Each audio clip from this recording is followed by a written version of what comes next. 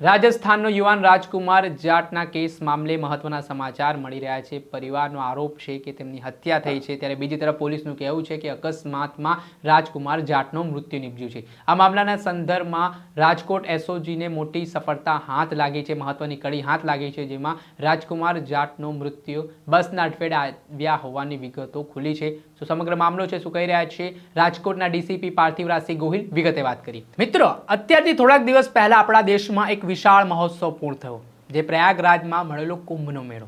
શક્ય છે કેટલાક લોકો કુંભના મેળામાં જઈ શક્યા નથી, પરંતુ તમને ઘરે બેઠા કુંભનું પાણી મળે તો?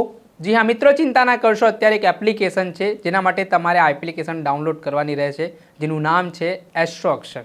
આ એપ્લિકેશનની વિશેષતાઓ એ છે કે તમને દરરોજ ફ્રીમાં તમારું રાશિ ભવિષ્ય, લકી કલર, લકી નંબર, રાશિ પ્રમાણે ચોગડિયા, દીકરા દીકરીની કુંડળી મેચિંગ અને લગ્નના મુહૂર્ત મળી જશે। હા, તમે આ એપ્લિકેશન ડાઉનલોડ કરશો એટલે તમને 100 રૂપિયાનું રિચાર્જ પણ ફ્રી મળશે। અને મિત્રો, હવે હોળીનો તહેવાર પણ આવી રહ્યો છે ભાઈ। આ હોળીના તહેવારમાં તમે આજે જ આ પાણીથી હોળી મનાવો। જો તમારે આ એપ્લિકેશનને લઈને કોઈ પ્રશ્ન હોય કે આના કરતાં વિશેષ કોઈક માહિતી જોતી હોય તો નીચે આપેલા નંબર ઉપર આજે સંપર્ક કરીને આ તક ઝડપી લો। નમસ્કાર દર્શક મિત્રો, સ્કાયનેટ મીડિયામાં આપનું સ્વાગત છે। હું છું ફૈઝાન। આજથી થોડાક દિવસ પહેલા ગોંડલમાં જયરાજસિંહ જાડેજાના બંગલા બહાર રાજકુમાર જાટ નામનો જે રાજસ્થાનનો યુવાન છે, તેના પિતા સાથે બબાલ થઈ હતી અને વાત એટલી વધી હતી કે રાજકુમાર જાટ છે તેને ગણેશ ગોંડલથી મળવું છે તેવું કહીને બંગલામાં ઘૂસી ગયો હતો। ત્યારબાદ ઝપાઝપી પણ થઈ હતી। ત્યારબાદ રાત્રિના સીસીટીવીના દ્રશ્ય પણ સામે આવ્યા હતા કે જ્યાં રાજકુમાર જાટ બાઇક લઈને ગણેશ જાડેજાના ત્યાં જાય છે, મળે છે। ત્યારબાદ 3 તારીખથી અચાનક રાજકુમાર જાટ ગુમ થઈ જાય છે। તેને લઈને અનેક પ્રકારની આશંકાઓ છે તે વ્યક્ત કરવામાં આવી રહી હતી પિતા દ્વારા। આ મામલે તેમણે રાજકોટના એસપીને રજૂઆત પણ કરી હતી લેખિતમાં। ત્યારે પોલીસે અલગ અલગ ટીમ બનાવી। ત્યારે 4 માર્ચના રોજ વાત કરીએ તો રાજકોટના કુવાડવા પોલીસ સ્ટેશન હદ વિસ્તારમાંથી એક મૃતદેહ મળી આવ્યો હતો અને આ મૃતદેહમાં જે રાજકુમાર જાટનો લાપતા હોવાની જાણ પોલીસને થઈ હતી। તે મૃતદેહની તપાસ કરવામાં આવતા રાજકુમાર જાટનો જ આ મૃતદેહ હતો, જેમાં પોલીસની તપાસમાં આ રાજકુમાર જાટનું મૃત્યુ અકસ્માતના કારણે થયું છે, હિટ એન્ડ રનનો બનાવ છે તેવું કહીને પોલીસે જણાવ્યું હતું। ત્યારે બીજી તરફ પરિવારના ગંભીર આરોપો સામે આવી રહ્યા હતા। આ મામલાને લઈને ઊંડાણપૂર્વક તપાસ કરવામાં આવી। રાજકુમાર જાટના જે સીસીટીવી ફૂટેજ જે જગ્યાએ તે જઈ રહ્યો હતો તે તમામ સીસીટીવી ફૂટેજ પોલીસ દ્વારા મૂકવામાં આવ્યા અને હવે રાજકોટના એસઓજીની ટીમ પણ સક્રિય થઈ હતી અને હવે આ ઘટનામાં મહત્વનો ચોંકાવનારો ખુલાસો થયો છે।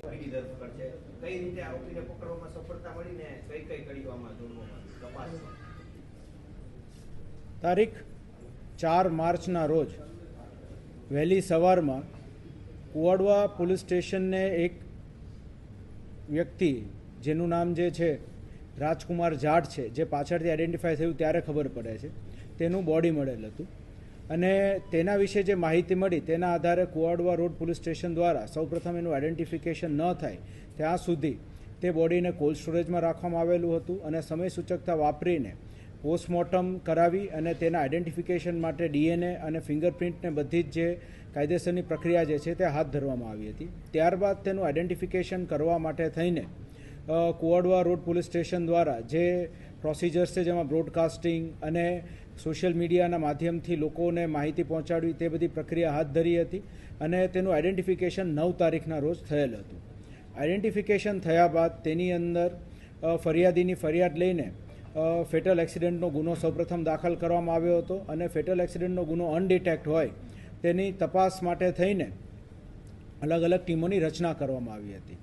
આ બનાવ ખૂબ જ ચર્ચાસ્પદ થયેલ હોય, જેથી માનનીય CP sir Brajeshkumar Jha sir તથા માનનીય અધિક police commissioner Mahendra Bagadiya sir દ્વારા અલગ અલગ ટીમો બનાવવાની સૂચના આપવામાં આવી હતી। તેના આધારે SOG, Kuvadva road police station, LCB, zone 1 એમ અલગ અલગ ટીમો બનાવીને વિવિધ સ્થળોએ સતત ચકાસણી કરવામાં આવી હતી। ત્યારબાદ સિનિયર અધિકારીઓ દ્વારા, જેમાં CP sir, additional CP sir, zone 1 sir અને અમારા દ્વારા તથા અન્ય સિનિયર અધિકારીઓ દ્વારા સ્થળની વિઝિટ કરવામાં આવી હતી અને વિઝિટ કરીને કયા સમયગાળા દરમિયાન આ બનાવ બનેલો હોઈ શકે છે સૌપ્રથમ તેને ઝીરોઈંગ કરવામાં આવ્યું અને આપણી પાસે એક ટાઈમ સ્પેન હતો કે આશરે 2:15 થી 2:30 વાગ્યાની વચ્ચે બનાવ બનેલો હોવો જોઈ શકે છે।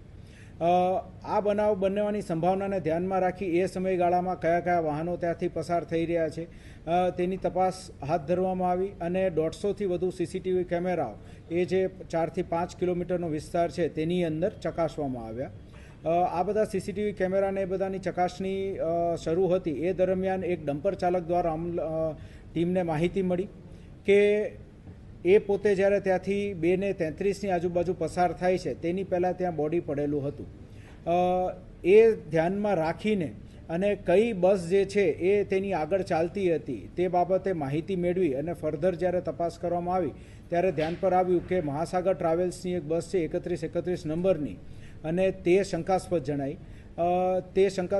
તેના આધારે તેની ટ્રીપની માહિતી મેળવી અને ડ્રાઈવર કોણ હતું તેની માહિતી મેળવી અને આગળ જૂનાગઢ પોલીસની પણ મદદ લઈને તે જે ડ્રાઈવર હતા તેની પૂછપરછ હાથ ધરવામાં આવી અને પૂછપરછના અંતે તે ડ્રાઈવર દ્વારા રાત્રિનો સમય હોય અને બ્રિજથી એ પોતે જ્યારે નીચે ઉતરતા હતા એ જ સમયે અચાનક જ તે આ વ્યક્તિ જે છે રોડની વચ્ચે ચાલ્યો જતો આવેલો હોય અને આંખ પર એને પ્રકાશ પડતા તેને દેખાણું નહીં અને તેનાથી એક ભૂલથી એક્સિડન્ટ થઈ ગયેલો હતું તેવી કબૂલાત આપવામાં આવી છે. આ કબૂલાતના આધારે આગળ તપાસ બીજી હાથ ધરવામાં આવી છે. અન્ય સાહેદોના નિવેદનો જે છે એ કુવાડવા રોડ પોલીસ સ્ટેશન દ્વારા લેવાની ગતિવિધિ હાથ ધરવામાં આવી છે. બસ જે છે તેના ફોરેન્સિક એક્સપર્ટ દ્વારા ચકાસણી પણ હાથ ધરવામાં આવી છે અને આ બાબતે બીજું કોઈ એંગલ છે કે કેમ તેની પણ તપાસ જે છે એ રાજકોટ શહેર પોલીસ દ્વારા હવે આગામી દિવસોમાં કરવામાં આવશે. બસથી જ અકસ્માત થયો છે આ વસ્તુ આપણને કઈ રીતે ખ્યાલ આવી? તો વાહન તો અનેક પસાર થઈ શક્યા હોય છે. એટલે બસથી અકસ્માત થયો હોઈ શકે છે તે આપણે એક સંભાવના જે હતી તેના આધારે એક શંકાસ્પદ બસ જેટલી પણ હતી તેના બધા જ માલિકોની અને ડ્રાઈવરોની પૂછપરછ હાથ ધરી અને તેના પૂછપરછમાં આ જે આપણા આરોપી છે તેના દ્વારા જે કબૂલાત આપવામાં આવી તેના આધારે ડિટેક્શન થયું. જ્યારે અકસ્માત સર્જાયું ત્યારે તેમના માલિકને જાણ કરી હતી કે ત્યારે શું કર્યું હતું કે ખરા આ જે અકસ્માત સર્જાયો ત્યારબાદ ડ્રાઈવર દ્વારા પોતાના માલિકને કોઈ જાણ નહોતી કરવામાં આવી અને તેણે પોતાના ક્લીનર જે છે તેને જાણ કરી કે કદાચ આ રીતનો એક બનાવ બની ગયેલો છે અને આપણે આગળ આની અંદર શું કરવું તો એ બાબતે પછી તે લોકો અમદાવાદ ખાતે પહોંચીને પોતાના જેમાં જૂનાગઢથી અમદાવાદ જતી એક ખાનગી ટ્રાવેલ્સ બસની અડફેટેમાં રાજકુમાર જાટનું મૃત્યુ નિપજ્યા હોવાની વિગતો સામે આવી છે. આ મામલામાં જે બસ ચાલક અને ક્લીનર છે તેની ધરપકડ કરવામાં આવી છે. રાત્રે 2 વાગ્યાની આસપાસ અકસ્માતનો બનાવ બન્યો છે અને પોલીસનું કહેવું છે કે આ 5 કિલોમીટરના સીસીટીવી તપાસ્યા ત્યારે આ કડી હાથ લાગી છે અને 7 દિવસથી જે કોકડું ગૂંચવાયેલું હતું તે કોકડું હવે ઉકેલાતું હોય તેવું દેખાઈ રહ્યું છે. પરંતુ આ મામલે પરિવારોનું શું માનવું છે તેઓ આ મોતના કારણથી સંતુષ્ટ છે કે કેમ તે હવે જોવું રહ્યું. દર્શક મિત્રો, સ્કાયનેટ મીડિયાને આપ લાઇક કરી લો, સબસ્ક્રાઇબ કરી લો અને શેર કરવાનું ભૂલતા નહીં.